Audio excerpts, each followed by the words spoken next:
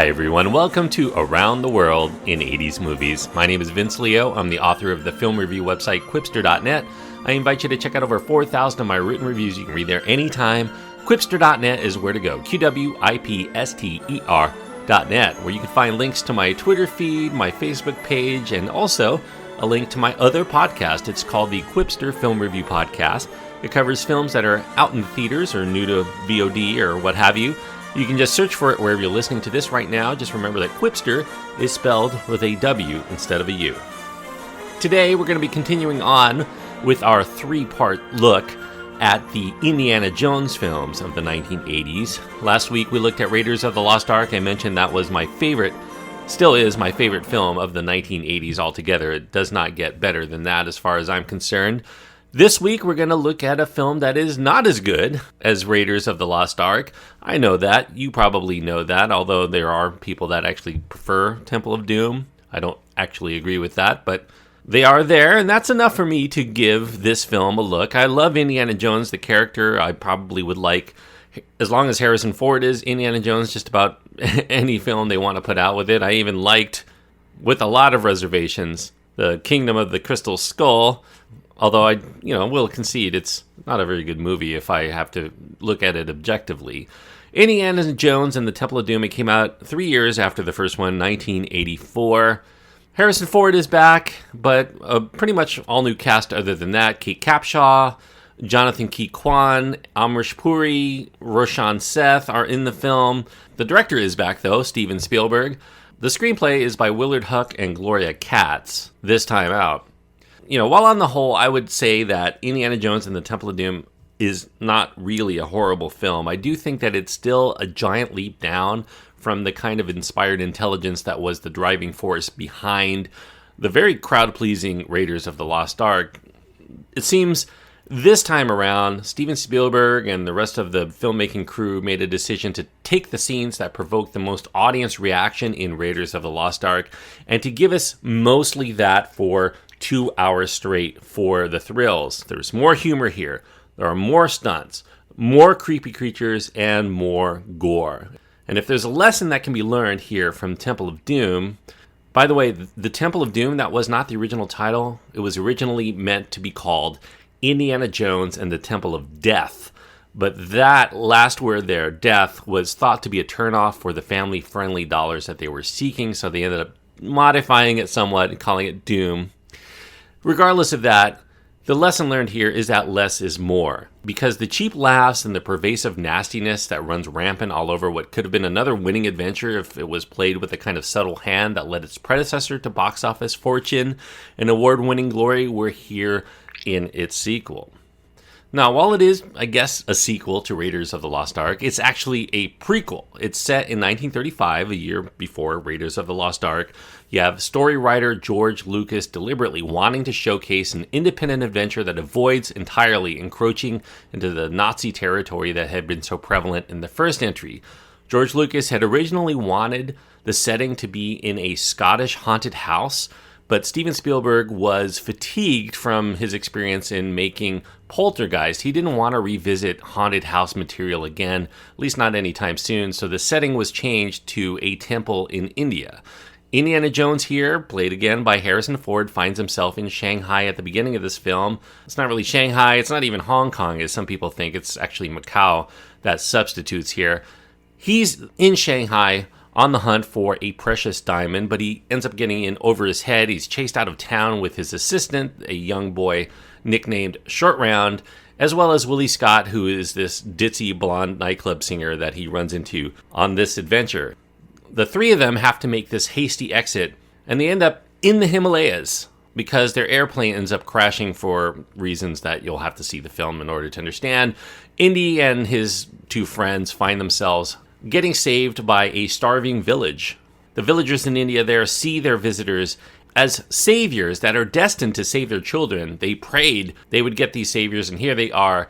They believe that they're there to help get back those children that have been taken away by these resurrected forces of evil at this formerly abandoned palace. So the trio sets off for the palace in search of these lost children, as well as this sacred stone, and, of course, fortune and glory. Now, as far as the storytelling here, out from these proceedings is the terrific writing of Lawrence Kasdan, the screenwriter for Raiders of the Lost Ark. He was a hot writer at that time. Even though he was a relative unknown at the time that he made Raiders of the Lost Ark, not only because of the original film, but also his work on The Empire Strikes Back, and he had become one of the most sought-after talents in town. He wrote a terrific noirish thriller called Body Heat, as well as this fantastic generation-defining dramedy called The Big Chill. Both of those films he also directed, so he was hot as a filmmaker altogether. Now, Kasdan was asked back to write the screenplay for The Temple of Doom, but he actually turned it down. He did not like the premise or the mean-spirited nature of George Lucas's story treatment. He wanted nothing to do with it. So they ended up having to reach out a little bit more to other people. And coming in to flesh out George Lucas's vision for the story are the husband and wife team of Willard Huck and Gloria Katz. Now, these two screenwriters were George Lucas's friends from his days when he was studying film back at USC. They had also worked with him before. They wrote the screenplays for American Graffiti as well as its sequel, More American Graffiti. And they did some uncredited work on Lucas's crown filmmaking achievement, Star Wars. So they are very familiar with what George Lucas wants, and they worked well with him. Now, as far as their approach to the Temple of Doom, Huck and Katz saw this in the realm of the old Hollywood days. They were big fans of films of the 1930s, especially, which is kind of the time period that this film is set. In 1939, there was a film called Gunga Din. It featured Cary Grant and Douglas Fairbanks. And that film really had a lot of influence on where they wanted to go with this one. It also featured adventurers and this thuggy murder cult, and there was a lot of banter and Hollywood glamour in the film. So they really took that approach to the Temple of Doom to try to make it very similar to the kinds of movies that they really enjoyed seeing back in the 30s. And it was really in keeping with the homage to the serials that came out during that time period too, which was the whole impetus for making the Raiders of the Lost Ark to begin with. Now, as a side note, I just want to mention here, the character name of Short Round, it kind of followed in the tradition of George Lucas naming his main character, Indiana Jones, on his beloved dog's name. His dog was named Indiana, an Alaskan Malamute. As far as Short Round was the screenwriter's dog, Huck and Katz. That dog was named after a character in a favorite movie of Huck's, 1951's The Steel Helmet. And the character of Willie was Steven Spielberg's dog's name. So just a little bit of trivia for you there. Now, summing up why The Temple of Doom is still a worthwhile watch despite its considerable flaws is pretty easy. I mean, we like the character of Indiana Jones. And with Harrison Ford's charisma taking center stage, it's really hard not to be entertained a good part of the time just watching the way that he acts and really in this defining role in his career. The special effects here are just as impressive as the first time around. They really absorb the viewer in with a lot of lavish sights and sounds and sets. It's really easy to watch. The stunt work here is also up to the high standards that were set in Raiders of the Lost Ark. A lot of fist fights, good falls, good choreography. And of course, John Williams provides another memorable score. He adds its own unique flavor with a little bit of Indian flair in addition to the usual Indiana Jones theme. Still, I realize all of that is just bells and whistles. Those aren't the only ingredients that you want if you're going to make a good film. And even with the high production values and this immense amount of talent that were involved in making it, I think where the producers erred in The Temple of Doom is thinking that audiences wanted even more action, more thrills, more scares, more danger than Raiders of the Lost Ark. And I think in that process, the subtle touches, the wry intelligence, were replaced by bloated spectacles. A lot of cartoonish situations, a very largely depressing subtext that involves such things as child slavery and these gory masochistic rituals involving hearts getting ripped out of bodies and fiery human sacrifices. All of that really undercuts a lot of the fun and excitement by going full bore into the heaviness. You know, Raiders of the Lost Ark had heavy material too, but it didn't dwell on them. It just kind of accentuated it. And this one really goes deep into that subtext of, you know, depraved humanity and kind of wallows in it for a big chunk of this movie. Even the attempts at comic relief here, they run a lot nastier. You have a banquet sequence that's full of gross-out jungle courses on the menu, live snakes with eels inside them, and eyeball soup and monkey brains, and beetles that they're eating the innards out of, and lots and lots of ooey gooey bugs that they end up having to traverse and trample on the way to the inner chasm of the temple's domain while they're on their way to actually watching these gory rituals as well. And there's also this hokey quality that runs throughout Temple of Doom that was mostly missing in Raiders of the Lost Ark. Those are made infinitely worse by some pretty bad characterizations here, most notably with Willie, who was played here with maximum shrill by future Spielberg wife, by the way, Capshaw. It would become obvious that Capshaw must have stolen Spielberg's own heart, having married her later, although that relationship would have to wait. Spielberg was set to become a father and marry Amy Irving in 1985. He was romantically involved with Amy Irving back in the 70s. He ended up getting reunited while in the production of Temple of Doom, and they ended up getting married for a few years. Now, other actresses besides Kate Capshaw were in consideration, including most notably Sharon Stone. Kind of interesting, the following year, Sharon Stone would kind of come to some fame for being in the knockoff of Indiana Jones. The following year, King Solomon's Mines, as well as its sequel, the Alan Quartermain and the Lost City of Gold or something like that. Jonathan Ke Quan, who is actually billed here at this time as Ke Quan, was a refugee from Vietnam. He was not Chinese. He is a Vietnamese American who accompanied his brother to the casting call. You know, his brother was the one seeking the open casting, but the casting crew were smitten by Quan's charm and his ability to make fast friends with them. Even though his English was not very strong, they really connected with him and thought, hey, they'll let Spielberg give him a look, and Spielberg too was smitten with him. He wanted to use him for the Temple of Doom. The rest is history for him. Indiana Jones and the Temple of Doom would become one of two Spielberg-produced films in 1984 that would raise the ire of parents groups who felt that, along with his other produced film, Joe Dante's Gremlins, that the PG rating on these films that were kind of marketed towards families was now becoming so broad so as to include much of the fare that they considered to be too violent for most of their preteen children. They were very uncomfortable with exposing their children to a lot of the sadistic violence that these two PG-rated films are full of. So to counter that feeling, the MPAA ended up devising a new rating system for these hard PG efforts that were much more violent, or maybe even more graphically sexual than a standard PG. They dubbed this PG-13, and that meant that they thought these films were not hard enough to become R-rated, but they were suitable for older and more inured kids as well as adults. So really, Spielberg, you have him to thank for the PG-13 rating. His Gremlins and his Temple of Doom pushed the limit of what PG could show so much. Parents just needed better guidance as far as, what to expose to their kids. Now, Spielberg would go on to describe all of the darkness, all of this violence that's in this film, this nastiness that is so pervasive in the Temple of Doom, as an attempt to purge his own demons, his dark side, so to speak, out on the screen that were plaguing him at the time, both in his personal as well as his professional life. He was out of his breakup with Amy Irving, even though they reunited during the making of the film. He was still stinging from that. George Lucas himself was writing his story during his divorce from his first wife, Marcia, at the time. And both of these men felt very depressed and on edge and really kind of bleak as far as their future goes. So, that kind of resulted in a lot of the nastiness that you see on the screen, at least according to them. And to stem the tide of the complaints from the parents groups, Paramount Pictures ran advertisements with a disclaimer that said that the film may be too intense for young children. Back when Jaws was released, they also had disclaimers for that film as well.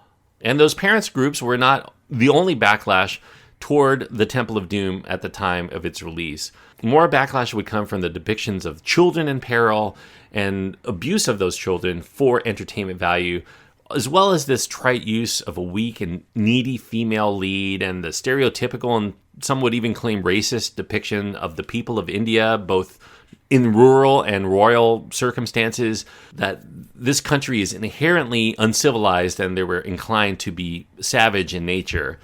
In fact, the film was shot in Sri Lanka, not in India, even though they did a full scouting of Indian sites that they wanted the film to be set. They ended up having to scrap that because the government in India did not endorse this depiction of their country. They did not want them in the country making this film. They didn't like the notion that the goddess Kali in this film is evil, and the film when it was eventually released, for a time was banned from even playing there. That ban has subsequently been lifted, but they did not like that at the time.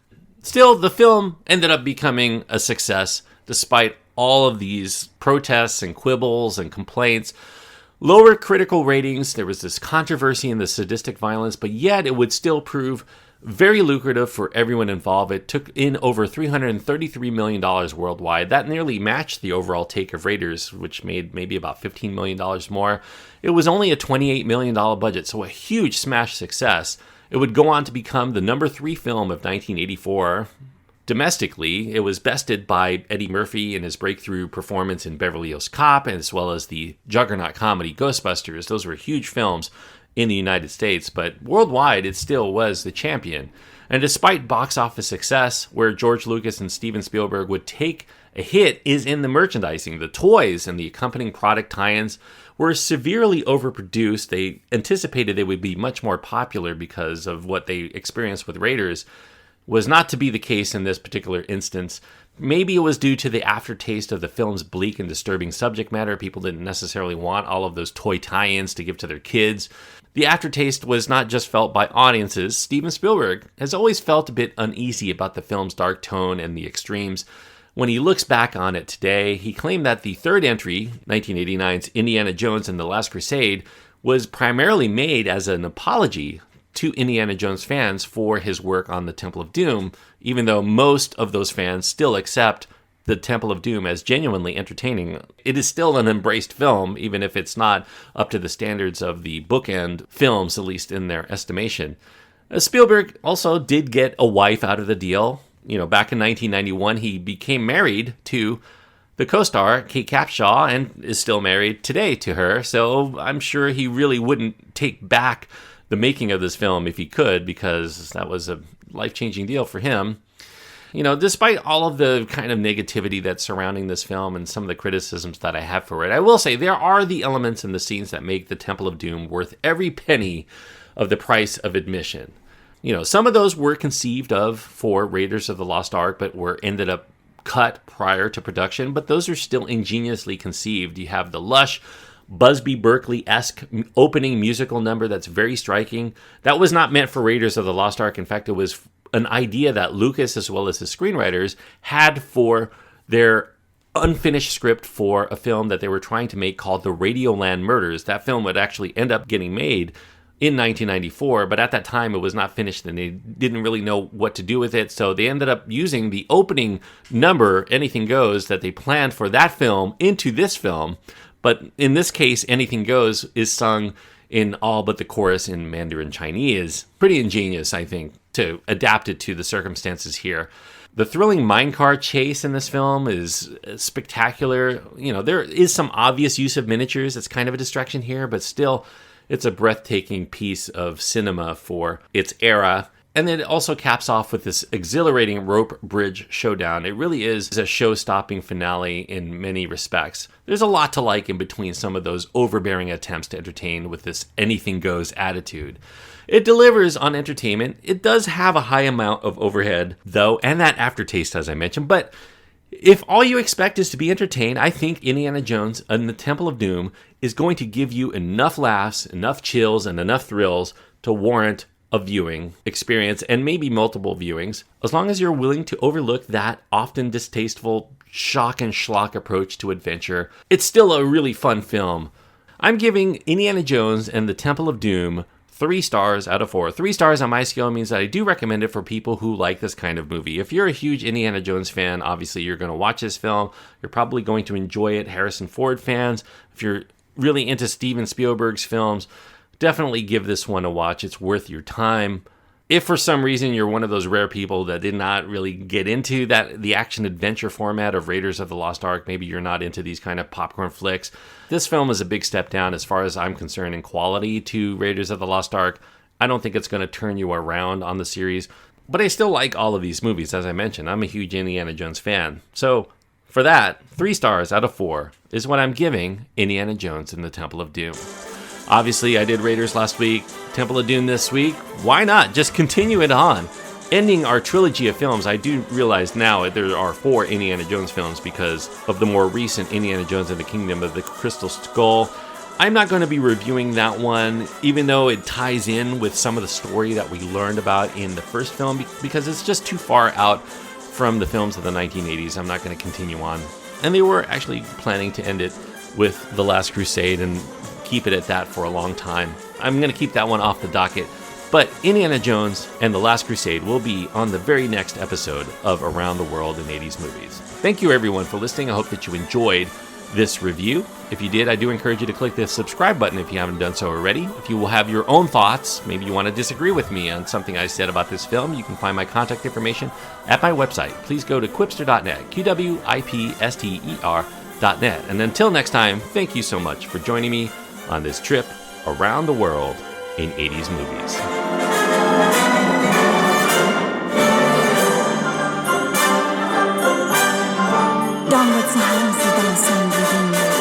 Anything goes.